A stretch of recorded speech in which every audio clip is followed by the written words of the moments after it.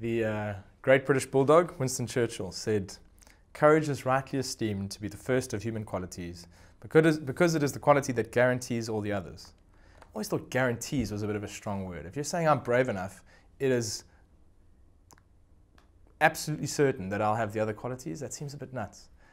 But the truth is, there are a whole bunch of qualities I'd love to have. There are a whole bunch of fights I'd like to fight, truths I'd like to tell, a whole bunch of expressions of the glory inside my heart that I would love to give forth to the world that I'm just too afraid to do. There are probably a bunch of qualities in you that if we were just a little braver, we might all see. And so he might actually have been onto something here. I've got a good heart. I have a glorious heart, apparently, if Jesus is inside it. And all this wonderful stuff is just dying to break forth, but I'm in a scary world. A world that may not appreciate me, a world that may not say, all right, Paul, it's your cue, go now, you're guaranteed to succeed.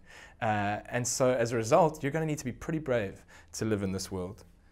And in fact, the more you read the Bible, the more you realize that courage is critical. We're going to need all the bravery we can find.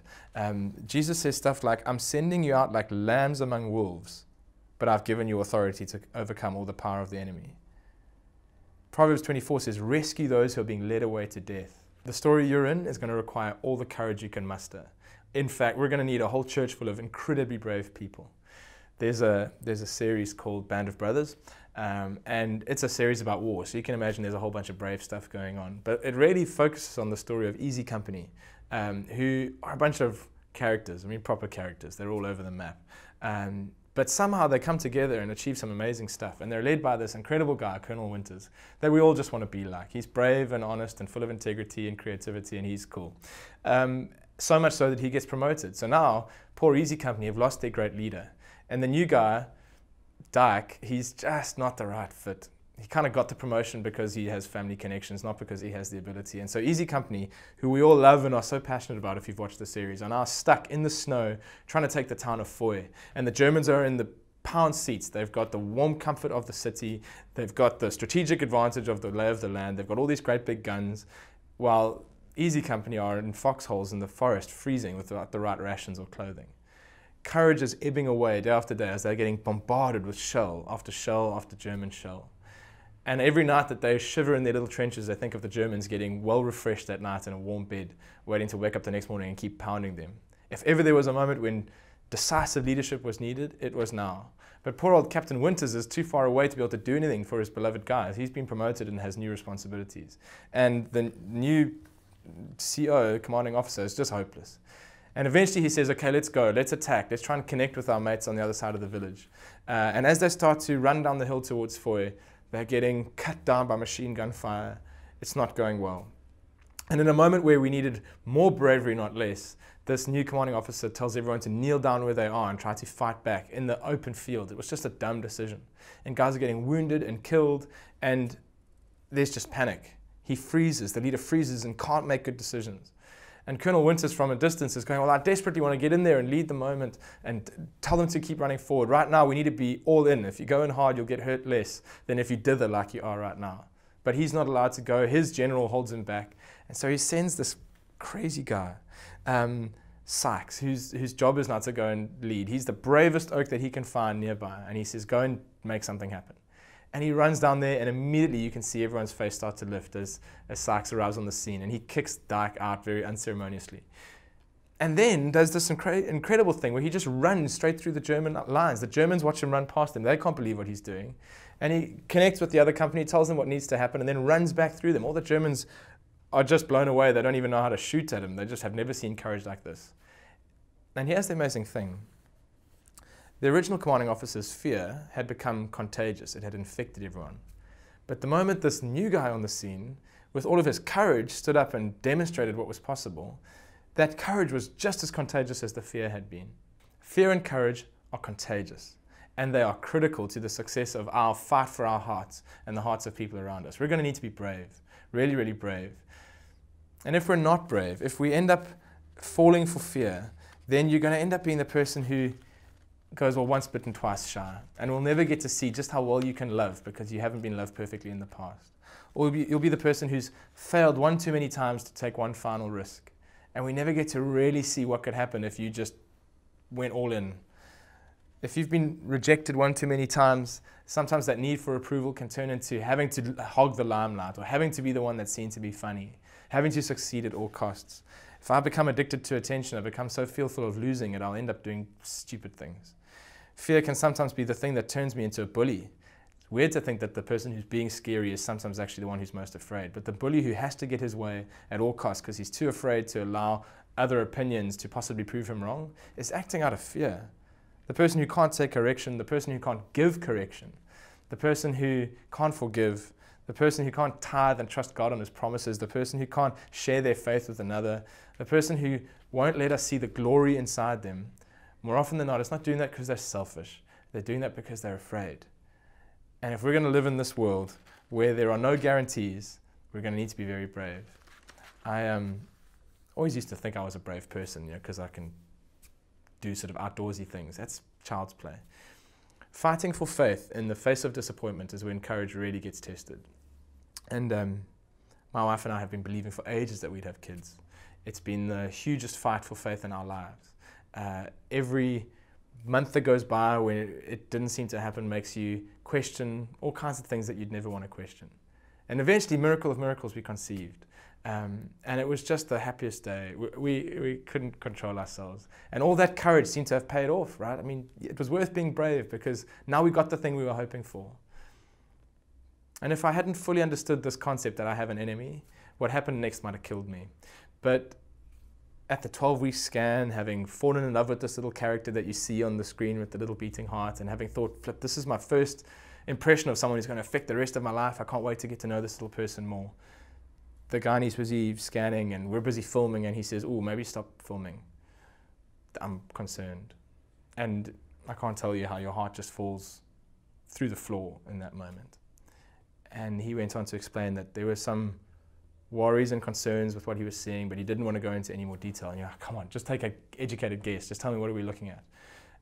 But he was too professional to do that, and we had to go to a specialist. And suddenly the little dreams you'd been starting to build, the courage you'd been sort of floating out there going, well, imagine this, imagine that, just gets dashed.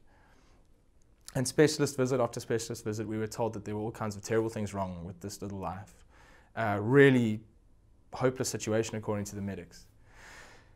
And when you're brokenhearted and you're starting to feel a little sorry for yourself, it's really hard to do what God calls us to do, which is to pray with faith. But as we were saying before, it's great to have a band of brothers around us. And so we had friends who were praying hard, encouraging us. And so your courage starts to sort of build a little bit. And then we go to the next scan going, we're sure there's been healing, we're sure things have turned around, and it was worse. And the doctors are saying there's just no hope in this situation. There's no real chance that this child is going to live to term, and even if you do make it to term, the things are going to be so terribly wrong. And when you get news like that, all this silly talk of stories about people in war, it's just too far away. I understand if that's where you are right now. I know what that's like. And suddenly the people who'd been so encouraging were actually people we just didn't want to hear from. People saying, well, I just had this prophetic word for your child, or don't worry, it's going to be fine. You're like, I'm glad you think that, but can you just not put it in my face? Because I can barely hold my faith together in this moment. And if I hadn't understood that the battle was for my heart, if I hadn't understood that my heart and the connection of my heart to my wife's heart was the most important thing in that moment, then I would probably have run away from people, or I would have got totally bitter and given up on God. But in that moment, somehow, Bern and I were able to continuously say, we're going to fight for the condition of our hearts. We're not going to be forced into a corner and trying to be what people are expecting us to be. And we're also not going to give up without a fight. We're not just going to throw in the towel and say, oh, well, there's no hope. Oh, God's not good. And I can't summarize that whole months and months journey right now in this video. But suffice it to say, I've discovered that it is possible to experience pain and to have your hopes dashed and to continue to choose courage. And that courage to fight for connection to God is really all that's required of you. If you're prepared to just say, God, I want to stay connected to you. I want to keep fighting for the health of my heart regardless of how much goes wrong, it can be done. And you don't have to live up to some other expectation. You don't have to be what people are expecting you to be. And by the end of a few weeks, when we had then lost the baby and the doctors had been proved right that the thing wouldn't be healed, that the condition was impossible,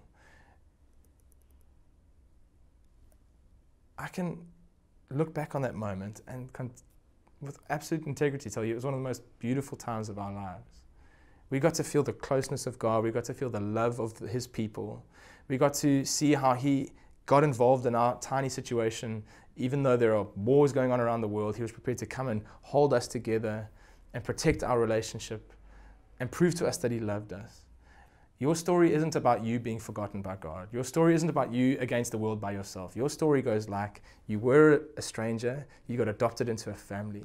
You now have a Father who loves you, who cares for your heart. And no matter what gets thrown at you, win, lose, draw, at the end of the day, He's still connected to you. He still loves you. He still wants to keep your heart healthy. He still wants to help you see it in the story of this broken world being redeemed in the end. And sometimes the miracle breaks in just like we want it to, and sometimes the miracle doesn't. But I know how the story ends. And it ends with Jesus coming back, fixing all of this stuff, which means that there is always hope. And my heart can always rally. You can be brave. And here's the amazing news. Even if that just sounds like me trying to be positive, the Bible actually says you've not been given a spirit of fear, but of love and power and a sound mind, which means you've already been given a brave heart. You're braver than you could dream. You'll face more scary things than we did, and if you choose to, ask God to come and reveal that stuff inside you, courage will flow out of you that is so contagious the rest of us will get incredibly brave. And you've felt those moments. You've seen when someone who's experienced tragedy shouts, God is good. You've seen in a life group when everyone else is getting depro about the state of the nation and that person says, no, I still believe that we serve a king who is good and we are citizens of a different kingdom. You've seen moments when people have given in to fear and it's affected everyone else, but you've also seen moments where people have fought for faith, where they've fought for the state of their hearts. And that's had incredible ripple effects for the people around them. So we've been speaking hypotheticals up till now and about other stories out there, but tonight I want you to start to talk about your story and where the battle has been fiercest, where it's felt like Foy in Band of Brothers. You've been getting pounded and pounded, where you are tempted to freeze up and just go, I can't do it. I actually would rather just ignore my heart right now. And tonight you're going to start to talk about how you might be brave in that situation, what being brave in your most painful place might look like. Because we're going to need some brave hearts to survive this world. And you have one already. And so give vent to it. And if we can become a community that does that, that expects courage out of one another, that is brave enough to call it out of one another, then you're not going to end up isolated and alone. You're going to consistently have built friendships where people are able to say, hey, you're more glorious than that. Don't settle for that. Hey, I believe this for you. And I'm going to pray even if you only have the courage to stand, I'll pray for you. We want to build communities like that, where we're brave on each other's behalf, where we're real with one another. And so that's the conversation. Where's the fighting been fiercest? Where have you felt fear the most? What would being brave look like in that situation? And I trust that tonight starts some friendships that are going to last forever, where years from now you're going to look back and be able to say, that's the kind of tale we were in. And we were able to be brave when we needed to be brave. And it didn't look like what everyone else expected. And maybe we didn't get the big success that people would have loved to talk about on TV. But we know we fought for our hearts, and we didn't lose heart in that moment, despite everything else Satan tried to do. Despite whatever else he might have robbed and stolen and killed and destroyed and all that other stuff, we still fought for life and life in abundance. And you can do that. You are brave enough to do that.